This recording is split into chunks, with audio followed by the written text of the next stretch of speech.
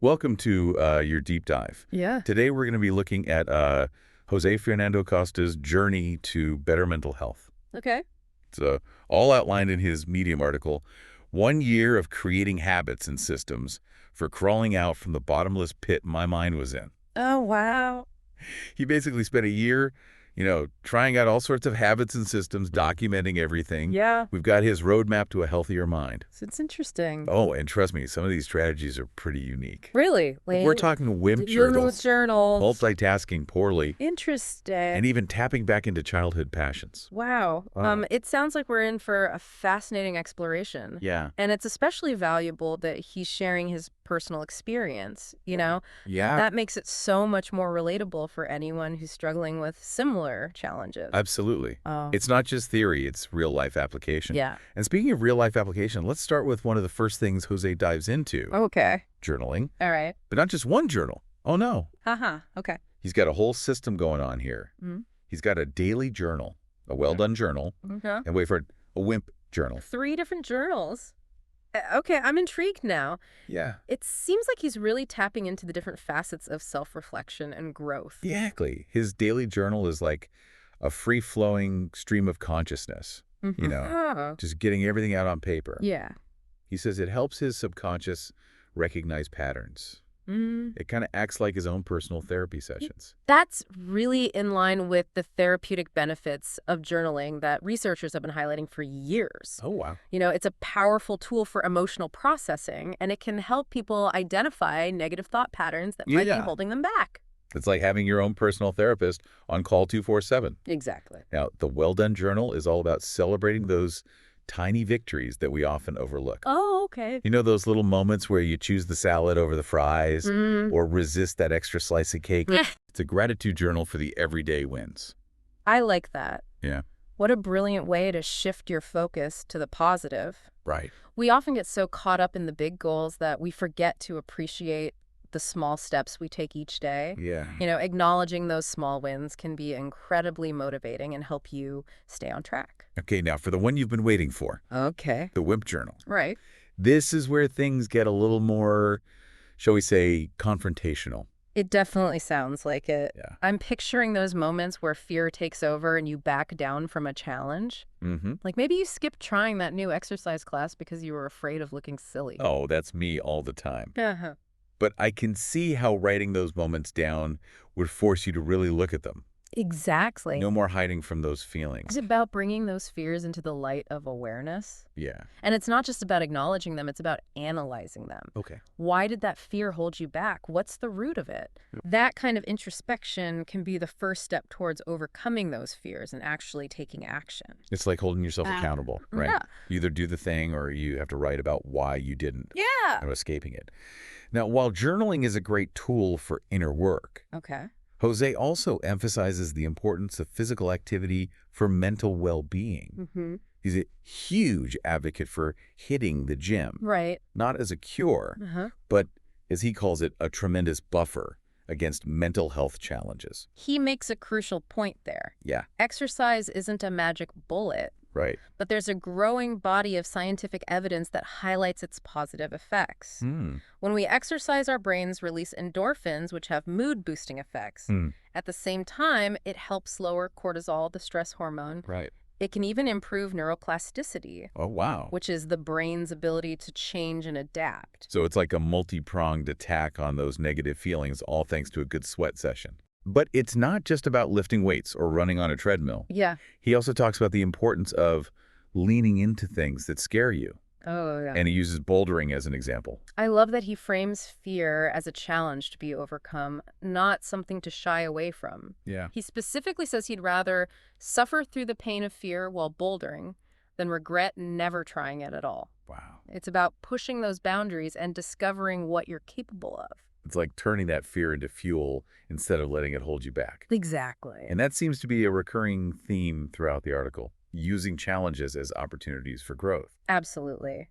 He's all about pushing his comfort zone. Yeah. And that ties into his identity check process. Okay. It's basically this comprehensive self-assessment where he documents all sorts of information about himself. His favorite movies, his long-term goals, things he likes to talk about, even down to the nitty-gritty details like his shoe size and his favorite color. So it was like a deep dive into really getting to know himself inside and out. Ex- And then he takes it a step further with something he calls a scoreboard. Okay, a scoreboard. This is where he actually evaluates different aspects of his personality and decides what to keep and what needs to go. What's interesting here is the intentional approach to self-improvement. Yeah. He's not just passively going through life, he's actively analyzing his strengths and weaknesses. Right. Figuring out what's serving him and what's holding him back. It's a very conscious effort to shape his own growth. It's like he's taking a personal inventory and saying, okay, these are the things I'm good at, and these are the areas where I can improve. Yeah. And speaking of improvement, Okay. he's also got this fun little concept called the cookie jar. Ah, yes, the cookie jar. You familiar with this? Yeah, this is a great example of how he uses positive reinforcement to boost his self-esteem. He keeps a running list of all his accomplishments, big or small. Okay. And whenever he needs a pick-me-up, he dips into that jar and reminds himself of everything he's achieved. It's like a treasure chest of confidence. Exactly. And it reminds me of cognitive behavioral therapy techniques, Yeah. where you actively challenge negative thoughts by focusing on evidence of your strengths and successes. Exactly. It's about reframing your perspective and choosing to focus on the positive, which can have a powerful impact on your overall well-being. Right. And this focus on self-affirmation extends to other areas of his life, Yeah. particularly his choices around food and his environment. Right. He's big on healthy eating, Yeah. cutting back on processed foods and making sure he's getting enough protein and fiber, especially since he's working out regularly. Right. And he really stresses minimizing negativity, surrounding yourself with positive influences. It's about creating an environment that supports your growth. It makes sense when you think about it. Yeah. We are, to a large extent, products of our environments. Right. The people we surround ourselves with, the information we consume, it all shapes our perspectives and influences our behaviors. It's true. He's essentially curating an environment that aligns with his goals, Right. which is a really smart strategy. It's like that saying, you are the average of the 5 people you spend the most time with. Yeah, So choose those 5 people wisely. absolutely. Now, this is where I think things get really interesting. Okay. Jose is a firm believer in the power of discipline over motivation. Okay. He says, and I quote, "Motivation is fleeting. Discipline will move you forward day after day after day." He hits the nail on the head with that statement. I think so, too. Motivation is often driven by emotion, Right. which can fluctuate. Discipline, on the other hand, is about making a conscious choice to do what needs to be done, Yeah. even when you don't feel like it. Right. It's that consistency that ultimately leads to lasting change. Absolutely. And discipline ties into his advocacy for saying no more often. Oh, interesting. It's about protecting your time and energy, Yeah. setting boundaries so you don't fall back into those negative habits you've worked so hard to break. It's about prioritizing yourself and your well-being. Yes. It's easy to get caught up in the demands of others, Right. but it's crucial to carve out time for self-care and activities that support your growth. Saying no can actually be a powerful act of self-love. Now, one strategy that really resonated with me was his approach to goal setting. Okay. He's a big advocate for what he calls aiming low and gradually increasing your goals over time. Okay. He uses the example of waking up early. Uh-huh. You don't have to jump out of bed at 5 a.m. on day one. Right. Maybe you start by setting your alarm 15 minutes earlier Okay. and gradually work your way up. That's such a refreshing perspective. Isn't it? We're often bombarded with messages about going big or going home, Yeah. pushing ourselves to the limit, which can lead to burnout and disappointment if we don't see immediate results. Exactly. His approach is much more sustainable. Right. It's about building momentum and celebrating small wins along the way, Yeah. which reinforces that positive cycle of growth. It's like building a solid foundation brick by brick rather than trying to erect a skyscraper overnight. I like that analogy. And speaking of building momentum, Yeah. he has this intriguing concept called multitasking poorly. Multitasking poorly. It sounds kind of counterintuitive. It does, doesn't it? Yeah. But the idea is that having multiple projects or goals in motion, even if you're not giving each one 100% all the time, Right. keeps your energy and enthusiasm high. Mm. It prevents you from getting stuck in a rut. Yeah. And it allows you to explore different areas of interest, Right. which can spark creativity and lead to unexpected breakthroughs. So it's not about doing everything perfectly. It's about keeping those wheels turning Exactly. and seeing what sparks your interest. It's about embracing that sense of exploration and not being afraid to experiment. I like that.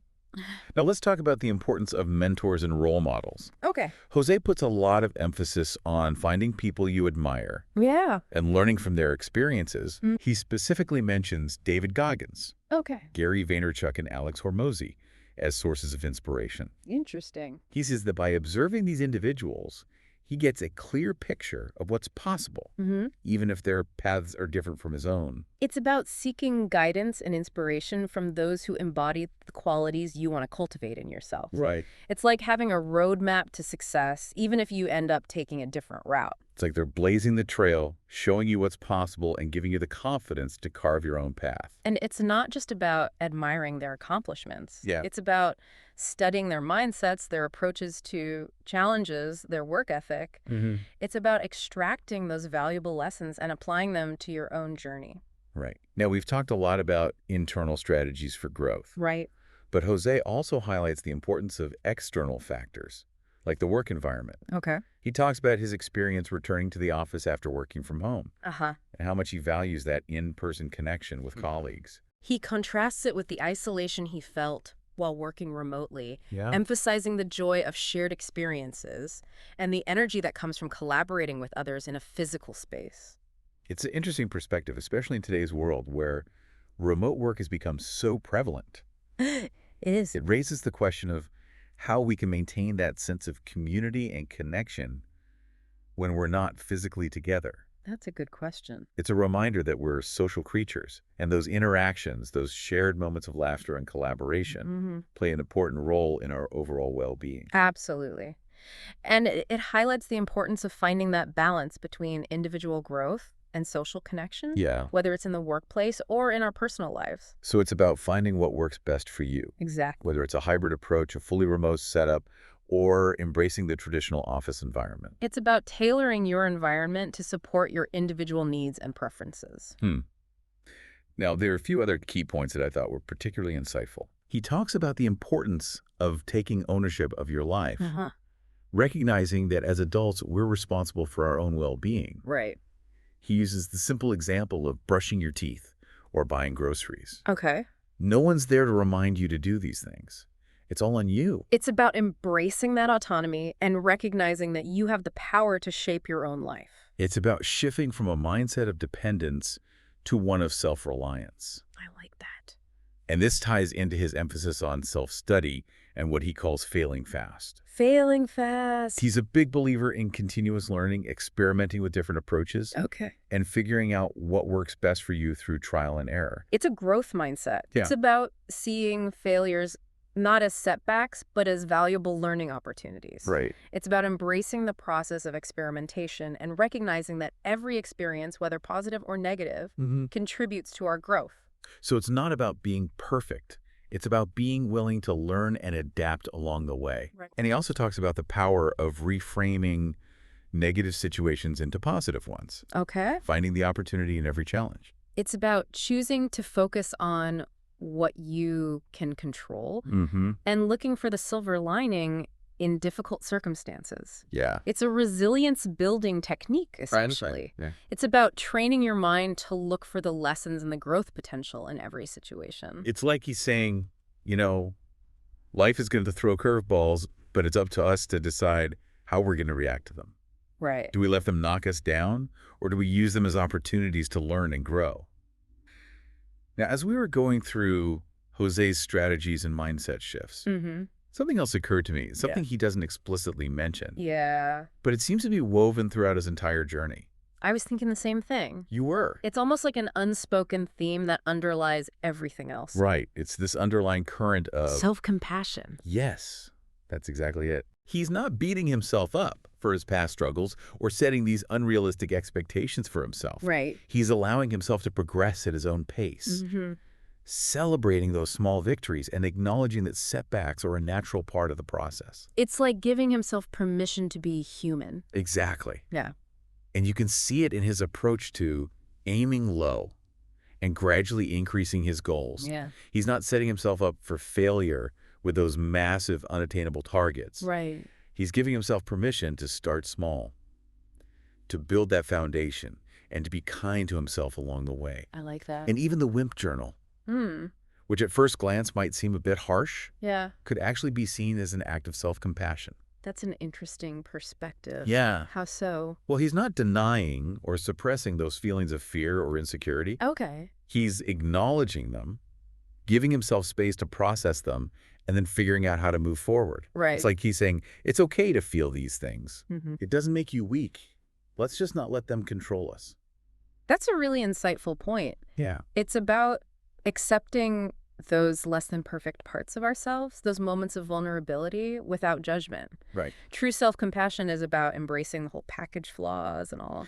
And I think that underlying sense of self-compassion is what allows him to be so resilient, to bounce back from those setbacks, and to keep pushing himself forward without getting bogged down by self-criticism. It's like he's created this internal support system, this inner cheerleader who's always there to pick him up when he falls and remind him of his strengths. So maybe the real takeaway here isn't just about the specific strategies Jose used, but also the importance of cultivating that inner kindness. Yeah. That ability to forgive yourself for your mistakes and to keep moving forward with a sense of hope and self-love. I couldn't agree more. Right. And it's a message that resonates deeply, especially in today's world, where we're constantly bombarded with messages about achieving more, doing more, being more. It's easy to get caught up in that striving and forget to be kind to ourselves along the way. It's a powerful reminder that self-improvement isn't about punishment or pushing ourselves to the point of exhaustion. Right. It's about nurturing ourselves, both physically and mentally, and embracing the journey, imperfections and all. Beautifully said. Yeah. And I think that's a perfect note to end on. I agree. So as we wrap up this deep dive into Jose Fernando Costa's journey of self-improvement, I want to leave you with one final thought. Remember that cookie jar we talked about? Yeah. Where he kept a list of all the things he was proud of? I do. If you were to start your own cookie jar today, what accomplishment would you put in it first and why? Take some time to reflect on that. Yeah. And remember, no accomplishment is too small to celebrate. Thanks for joining us on this deep dive. And until next time,